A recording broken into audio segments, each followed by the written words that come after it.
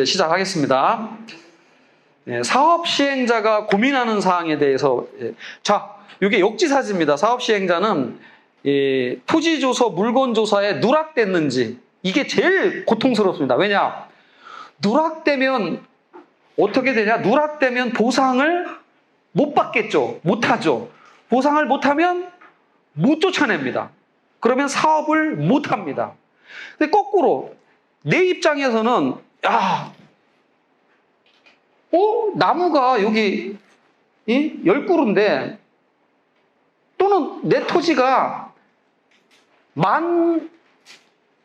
1001평방미터인데 저쪽은 10,000평방미터로만 보상했어요. 그러면 1평방미터가 누락됐습니다. 그러면 이거는 정말 부르는 게 값이죠. 왜냐? 누락됐으니까 보상 못했잖아.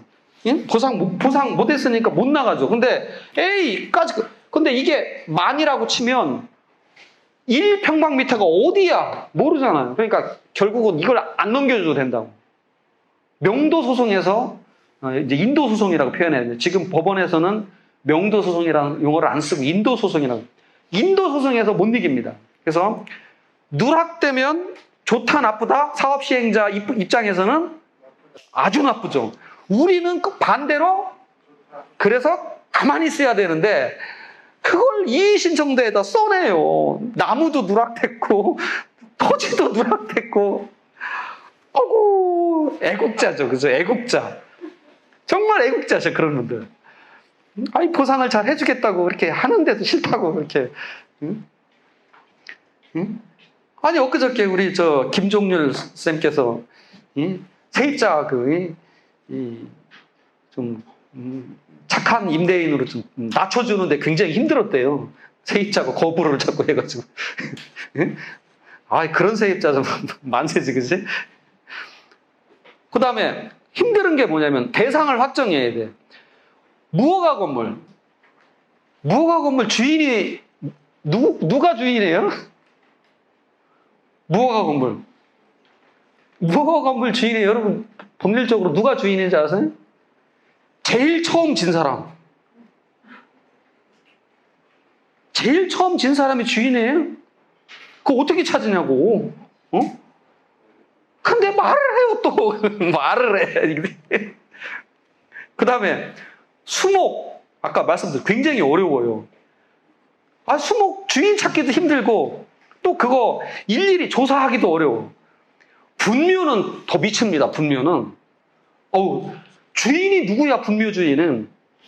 정말 분묘 주인을 어떻게 찾아요? 옛날 대법원 판례는 분묘 주인은 누구라고 했냐면 종손. 근데 지금은 분묘 주인이 누구냐? 종손이 아니에요. 서로 협의해서 정한 자. 그 말 안 하면 누구를 상대로 소송을 해야 되냐고. 그런데 이거 내 거라고 또 말을 해요, 또. 참. 그리고 또 분묘는 지하에 있는데 이게 단장인지 합장인지 어떻게 아냐고, 또. 가축. 이것도 사람 정말 황당합니다. 아니, 내가 조사할 때는 이 소가 분명히 20마리였는데 어떻게 해서 나중에는 보니까 30마리야. 조사할 때 이제 새끼가 이렇게 임신돼 있는 거죠? 그거 안 보이잖아요. 영업보상 아까 말씀드렸죠. 이런 것이 진짜 어려운 거예요. 그러니까 보상은 대책위가 제대로 결성돼서 이런 것들을 가지고 협상을 하기 시작하면 사업 시행자 정말 힘듭니다. 그래서 사업 시행자가 가장 싫어하는 게 지금은 제가 현역에서 안 떼지만 김은유라는 이름 석자만 하면 이를 뿌득뿌득 합니다. 저 사람 어떻게 가다 뭐 안 당하나. 쟤는 뭐 어떻게 쟤는 좀 제발 좀 맨날 쟤는 좀 공무원으로 임용을 좀 하지. 시켜주면 안 할 거 아니야, 이런 데 와서. 제가 옛날에는 뭐 현장 다 돌아다니면 수백 명 놓고 이렇게 지금은 저것 때문에 이렇게 말을 잘 못하지만 하여튼 힘듭니다. 굉장히 어려운 거예요, 보상이. 이런 거 가지고 딱 그래? 법대로 해세요. 법대로 한번 해보세요. 라고 하면 정말 사업시행자는 지작물 조사만 끝나면 그냥 밀어붙이 끝납니다. 그죠? 아쉬운 게 없잖아요. 무허 건물 주인도 알고 분묘 주인도 알고 다 조사 끝나면 그 다음에는 그냥 끝이야 끝. 그런데 우리는 어떻게 한다? 다 알려줘 우리가. 자, 비닐하우스는 제가 말씀드렸죠. 3기 신도시 지금 발표했어요. 지금 비닐하우스 질 수 있다 없다? 그 주인 누군지 알아. 근데 말을 하더라고. 내 거라고. 진짜 어려워요. 비닐하우스 분묘 가축 추목 주인이 누구인지 이런 것들이 가장 두려워하는데 브로커한테까지 속아서 돈까지 지불하고 자료를 만들어 제출하는 것이 현실이고 그렇게 되면 완전 보상을 못 받는다는 거 제발 좀. 그래서 대책위원회를 결성을 해야 된다. 그래서 대법원은 당사자 간의 합의로 법에 정해진 것보다 다르게 약정을 하면 그것이 가능하다는 거예요. 법에는 그래서 영업보상은 3개월, 옛날에는 3개월인데 지금은 4개월입니다.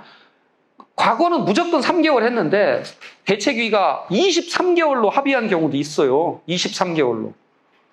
이게 대책위가 강하기 때문에 가능한 일입니다. 그래서 대책위도 처음부터 협의보상금 산정이 되기 전에 그 이유는 대책위가 정말 별로 소용이 없어요. 힘이 없어, 힘이.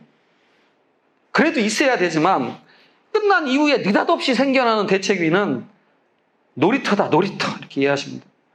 대책위원회는 굉장히 필요합니다. 보상제도가 미흡해서 협상을 할 내용이 많습니다. 이주 생활 생계 대책 같은 게 굉장히 많습니다. 협상을 해서 정해지고, 감정평가사 추천권도 행사해야 되고, 그 다음에 사업계획 수립 단계에서 이주대책, 생활대책, 생계대책을 반영 요구할 필요가 있고, 세종시처럼 특별법을 제정해달라고 요구도 해야 됩니다. 그래서 또 일정 규모 이상, 일정 규모라는 게 10만 평방미터 이상이면 보상협의회라는 걸 설치하도록 되어 있는데 이걸 뒷받침하기 위해서도 대책위원회가 필요합니다. 그래서 하나도 둘도 대책위원회가 있어야 되고, 근데 대책위원회가 실패를 많이 해요. 실패하는 이유는 전문성 부족인데, 아니 요새는 전문성 부족한 대책위가 한 군데도 없어. 대책위 가보면 전부 김은유 변호사보다 훨씬 더 많이 한대. 멋있어요. 그냥 아주 진짜 요새는 전문성 부족이 아니야. 너무너무 잘 알아. 그래서 망해요. 그래서 이해를 못하겠어. 하여튼 이기심, 남이 하겠지. 나는 묻어가면 된다. 그 다음에 투명성 부족. 그 다음에 대책위 난리. 모 지구는 보상을 하는데 대책위가 거기 60만 평인데요. 보상할 게 60만 평인데 대책위가 29개야. 그럼 누구를 이렇게 하면 대책위 취급도 못 받습니다. 대책위 난립은 자멸이다, 자멸. 제발 좀 자멸이다. 대책위는 한 개여야 되느냐? 한 개 꼭 아니어도 되지만 너무 난립하면 자멸이다. 절대로 이렇게 난립하면 끝난다. 여러분도 딱 그 현장에 가보면요, 딱 짐작을 하잖아요. 여러분도 누구랑 협상을 할 때 딱 벌써 눈빛 보고 벌써 딱 보면 알잖아요. 사업시행자도 딱 보면. 그래서 하여튼 거듭 말씀, 사업시행자 가장 제일 스트레스 받는 건 사실은 1번이 이제 그 제대로 된 변호사 선정해서 가만히 있고 행위 제한 예외 사유 막 하고 못 들어오게 하고 어떤 옛날에 기업 도시는 무산시켰습니다. 근데 그들이 얼마나 노력을 했냐면 무산시키기 위해서 국도를 막고 출입하는 사람 신분증 검사해요. 그 권한이 있나요? 그런 권한이? 없잖아요. 그냥 다 형사처벌 받았어요. 형사처벌 하든 말든 나이든 노인네들이 내가 뭐 전과 그까지 그 벌금 받는다고 다 가서 형사처벌 받았어요. 근데 형사처벌 이렇게 받길래 제가 한마디 했어요. 이거 녹화하고 있지, 지금. 좀, 뭐, 아프시라고. 아프시라고. 아프시라고. 아프시면 뭐, 무섭습니다, 상대방도. 한 80 먹은 노인이 옆에 대화하다가 쓰러져 보세요.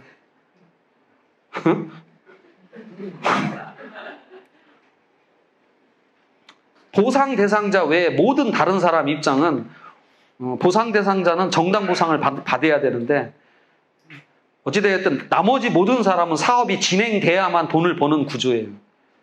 그러니까 사업 진행에 더 관심이 크다는 사실을 명심하라.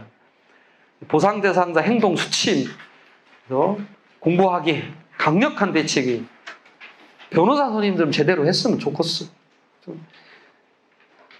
브로커 척결하게 아주 그냥 이 브로커들 때문에 주민추천 감정평가사 선정 제대로 하고 역지사지 생각해보기, 보상금 증액소송 변호사 선임 방법 잘 찾으면 돼요.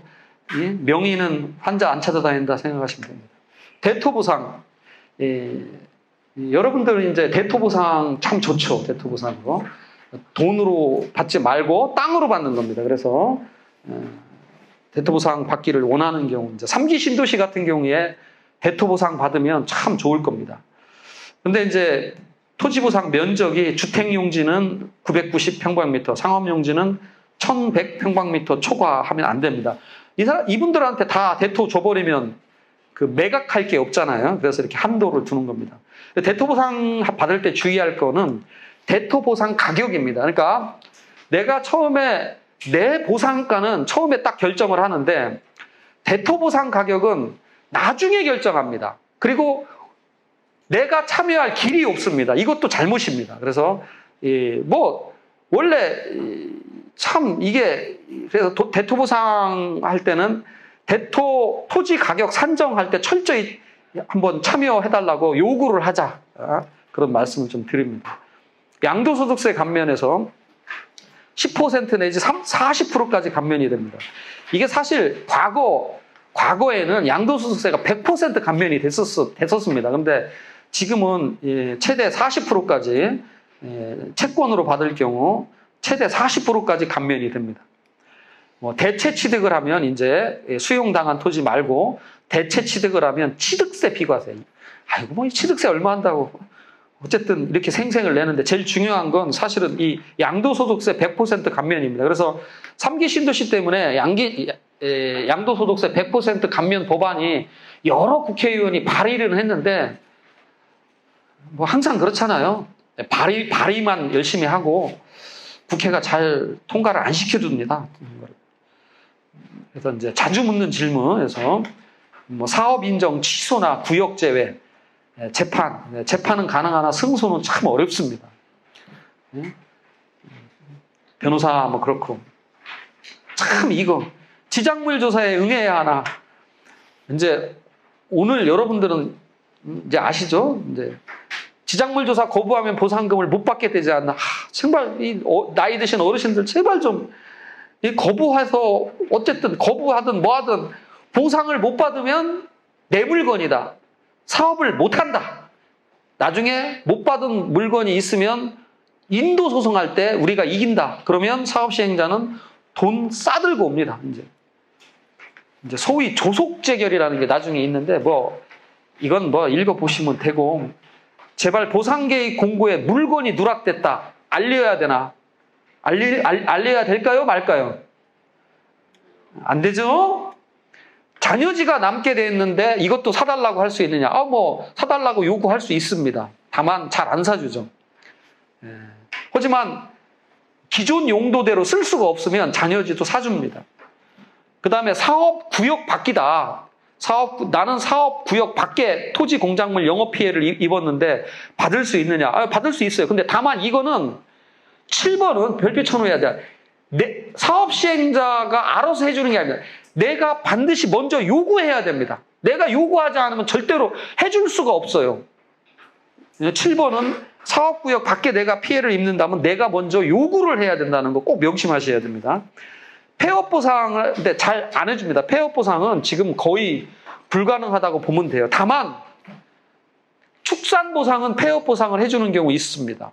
축산 보상은 왜냐 이게 이 냄새 때문에 다 오기 싫어요. 전 지자체가 오기 싫어합니다. 그래서 축산 보상은 폐업 보상을 해주는 경우가 있다. 하지만 이것도 대책위가 강해야지만 폐업 보상을 받는다. 축산 보상에서 폐업 보상하고 휴업 보상하고는 엄청난 차이가 납니다. 그래서 대책위가 강해야 됩니다. 법무법인 강산에서 주민추천을 해줄 수는 있습니다. 그 다음에 이거 10번도 저한테 많이 묻는 질문입니다. 먼저 사감정, 먼저 사적인 감정으로 감정, 이거 그래서 한자를 써놨습니다. 받아두는 것이 유리하다고 하던데 해야 하나?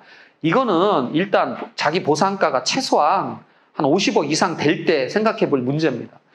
근데 어쨌든 이런 것들은 변호사 철저히 협의를 꼭 하시고 해야 됩니다. 그냥 무턱대고 했다가는 별로 그래서 어쨌든 이렇게 먼저 감정을 할 때는 변호사와 좀 상의를 하시고 하셔야 돼요. 보상금은 현재 시세대로 주느냐? 이것도 많이 묻죠. 아까 말씀드렸죠. 그게 아니고 표준지 공시지가로 평가해서 준다. 공시지가의 몇 %로 주냐? 말 못한다. 하지만 그냥 제가 말씀드리면 그냥 도시지역은 한 1.3에서 1.8, 비도시 지역은 1.5에서 2.2까지. 그런데 아까 그 11번은 그 시점 수정이 반영돼요. 아까 시점 수정이라는 건 표준지 공시지가가 아까 과거일 걸, 즉 보상은 가격 시점은 지금 내가 보상할 때로 보상을 해야 됩니다.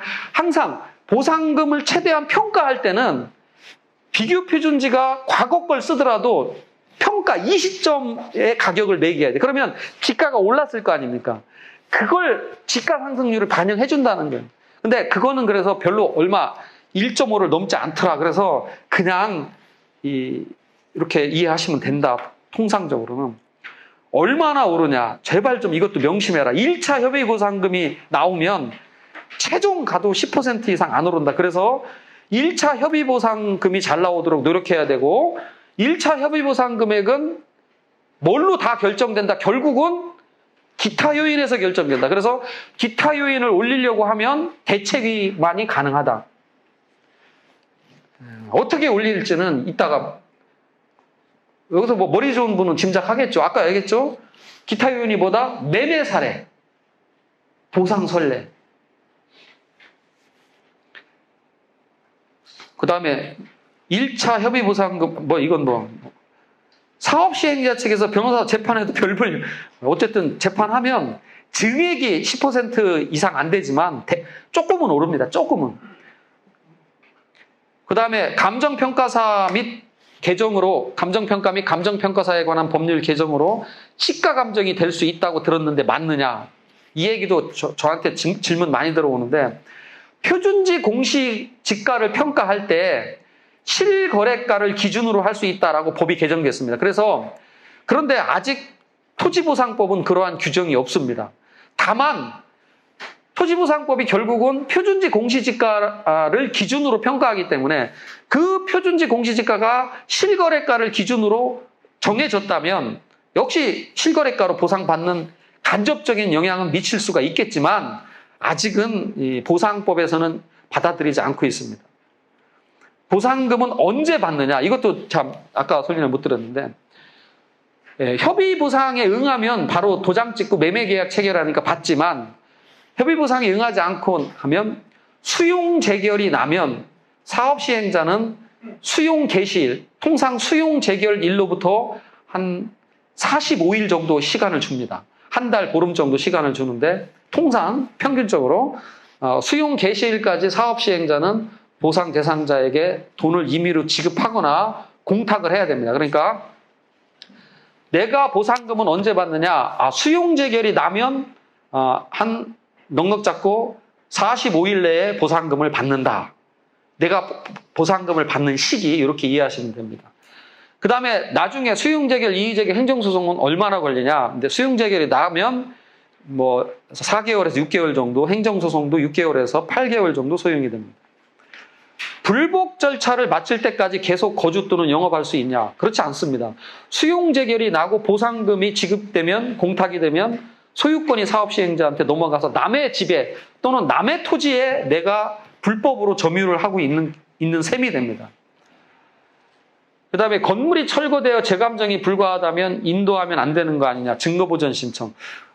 이건 뭐 어떤 뜻이냐면 1차 협의보상 낸 다음에 수용 재결이 떨어지면 사업시행자는 건물을 철거해버립니다. 그러니까 그러면 나는 이의 재결도 가고 행정소송도 해야 되는데 건물이 사라지면 재판을 못하는 거죠. 그래서 미리 증거보전 신청을 합니다. 증거보전 신청. 미리 증거보전 신청을 합니다. 뭐 무슨 연합회에서 버티면 또 뭐 명도소송, 손해배상소송에서 지더라도 책임 물리는 경우 없고 돈을 추가로 준다. 제발 이런 생각 좀 하지 말았으면 좋겠다. 틀린 말이다. 응? 사람에 대해서는 이것도 좀 알아두세요. 사람에 대해서는 강제 집행할 수 없다고 하는데 맞습니다. 사람에 대해서 행정 대집행은 불가합니다. 행정 대집행. 그러나 사업시행자가 제기하는 인도소송에서 이기면 집행관에 의해서 집행이 이게 무슨 뜻이냐? 실제 저희가 있었던 사례인데요. 이게 이제 도로 사업을 하는데 도로를 이렇게 이제 집이 이렇게 쭉 있었습니다. 근데 이제 여기 다 철거하고 여기 이제 이거 집을 철거를 해야 되는데